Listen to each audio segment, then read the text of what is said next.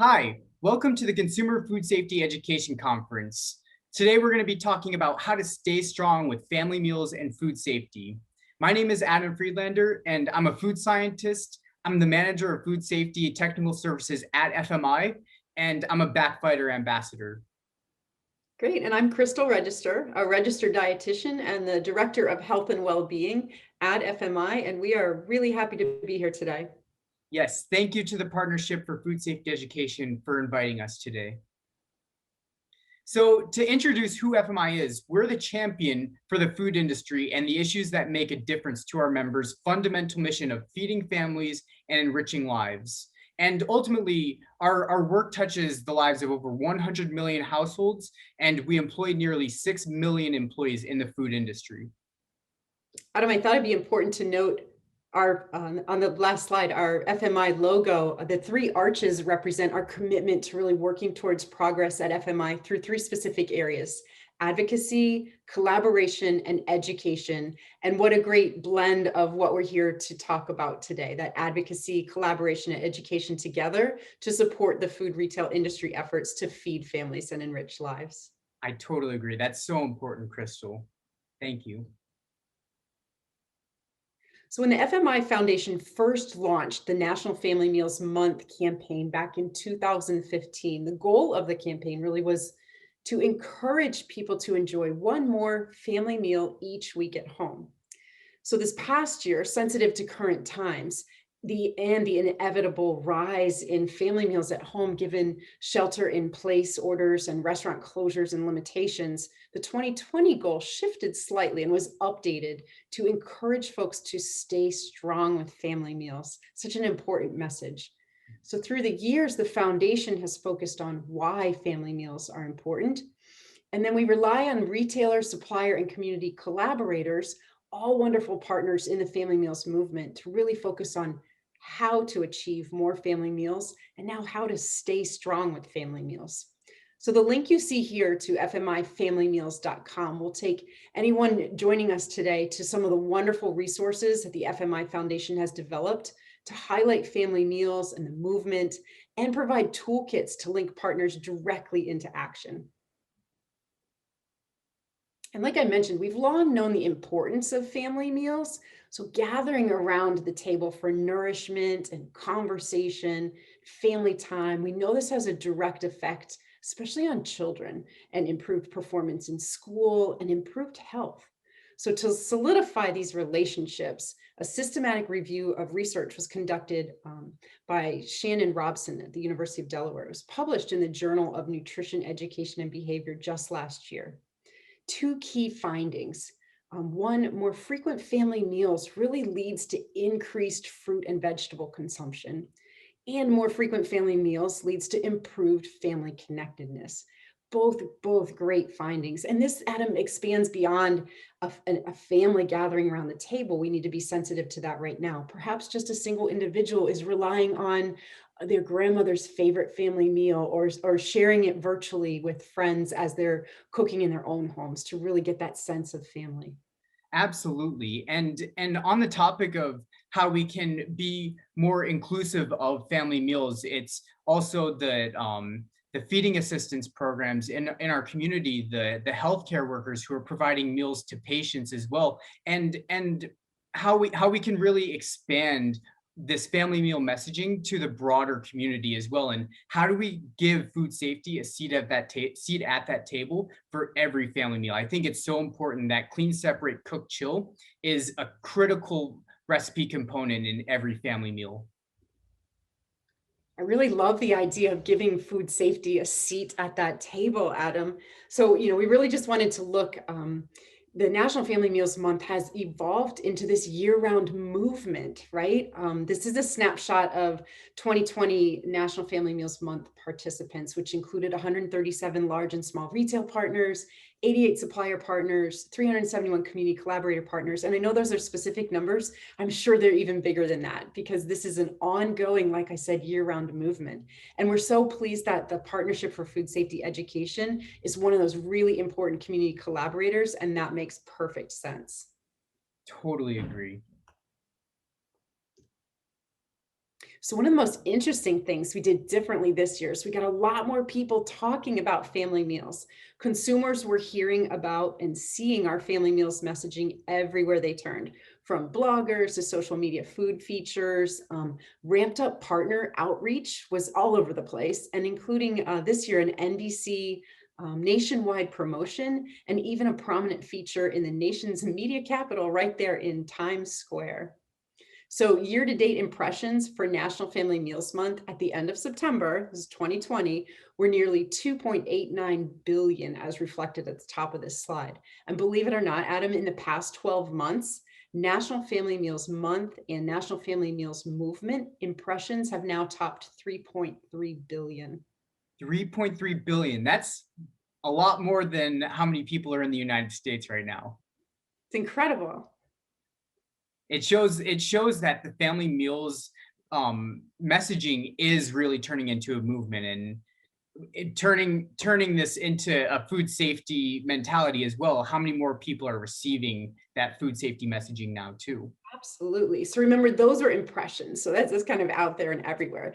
I love this. So from the time National Family Meals Month started, the Harris Poll has conducted polling for us.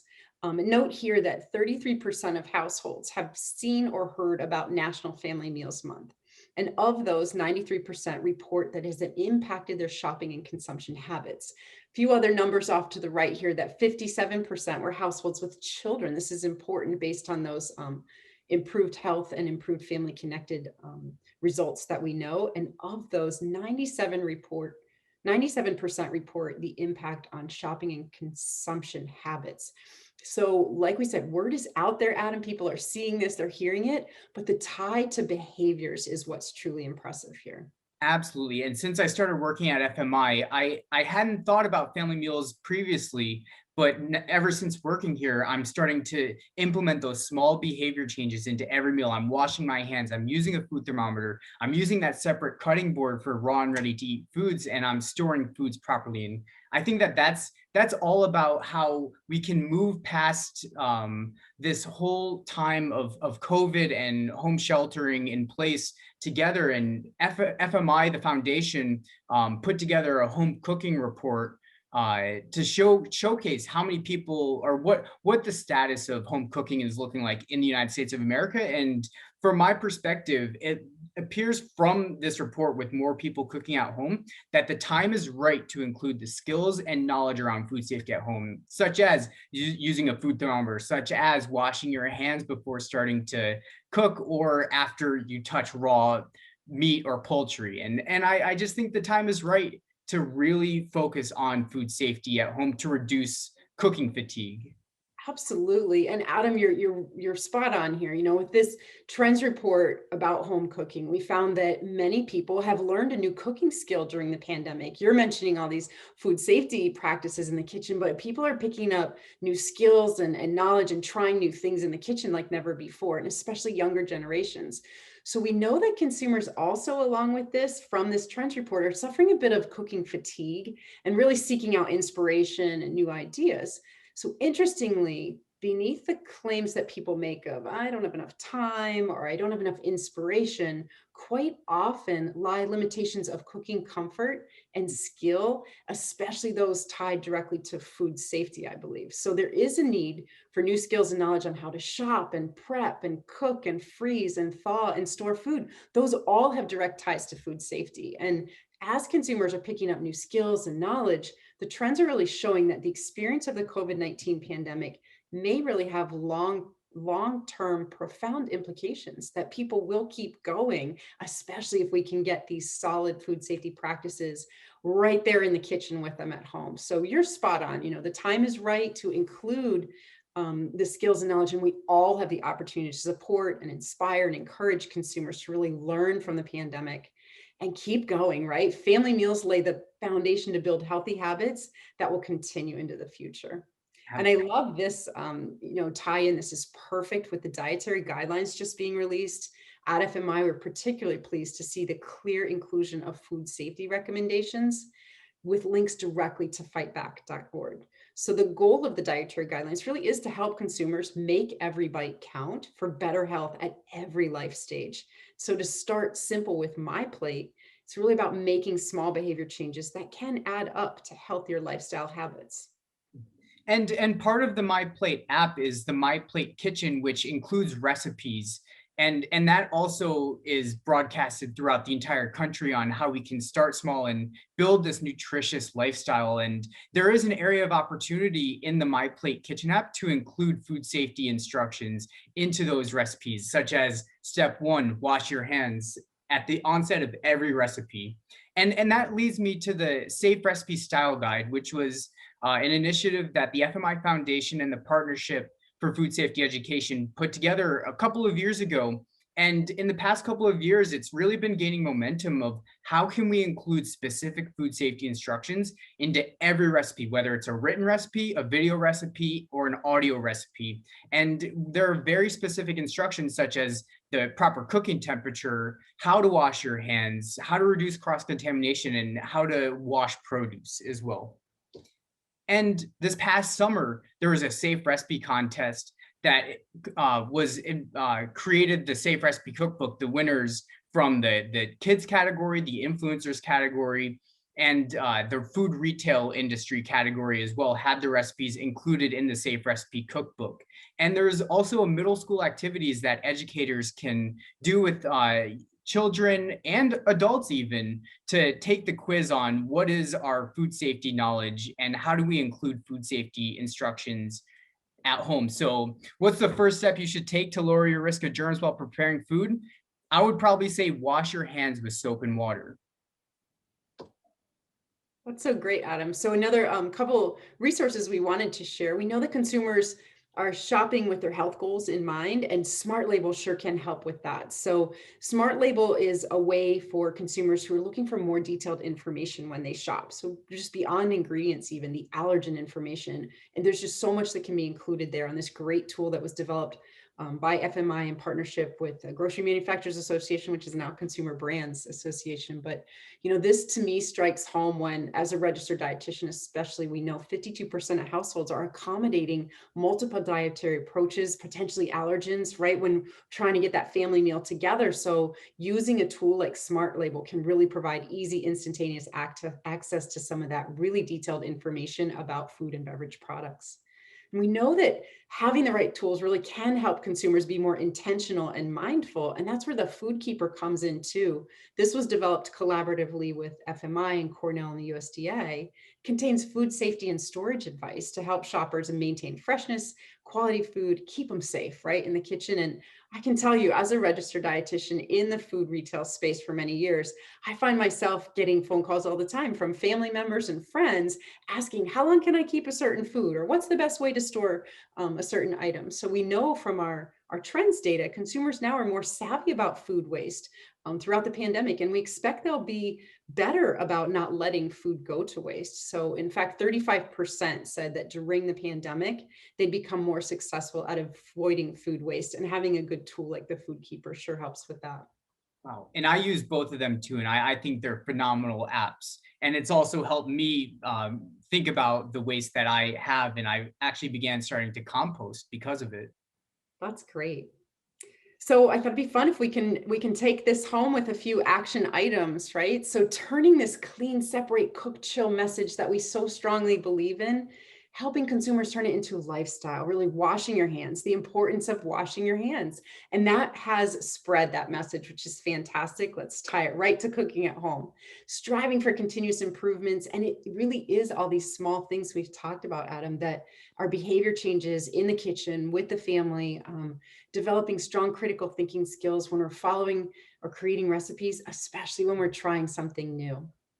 Totally agree. And that ties into how do we become more mindful around the individuals who are at a higher risk of illness, or the folks who have allergies. There are family members, there are friends, there are loved ones, and we need to make sure that we equip people with the right tools. So if you are sick or you suspect that you have food poisoning, foodborne illness, we recommend to contact your local health department and your doctor immediately.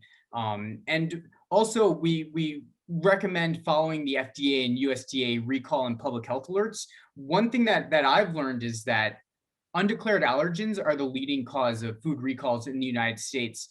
And most of the time, these are because the wrong label is on the package.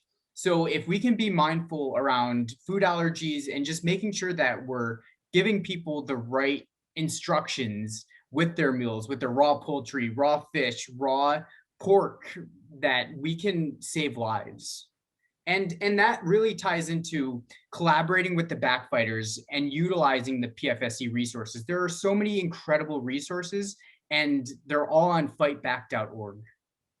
So, family meals and food safety are natural partners to stay strong and have fun as we cook more at home, practice mise en place, get everything ready safely, set yourself up for success, be consistent, and stay inspired with new skills and knowledge. Recognize that these small changes really can lead to healthy habits for life. That's wonderful, Crystal.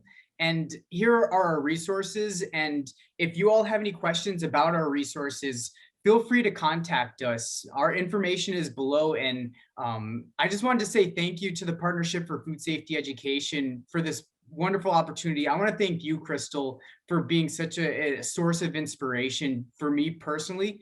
And I want to thank all of you as well for watching. And Crystal, do you have any final words?